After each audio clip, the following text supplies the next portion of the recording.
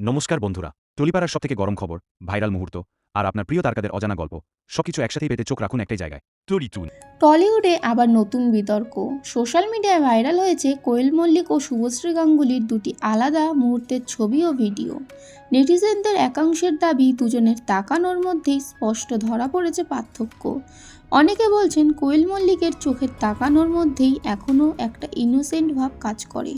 মুখের এক্সপ্রেশন, চোখের ভাষা সব মিলিয়ে আজও সেই পুরনো কোয়েলকেই যেন দেখতে পান দর্শকরা। অন্যদিকে শুভশ্রী গাঙ্গুলিকে নিয়ে মন্তব্য কিছুটা আলাদা। নেটিজেনদের মতে সময়ের সঙ্গে সঙ্গে তার লুক ও এক্সপ্রেশন এসেছে বড় পরিবর্তন। অনেকের বক্তব্য, এখন আর শুভশ্রীর মুখে আগের মতো ইনোসেন্ট ভাব কাজ করে না।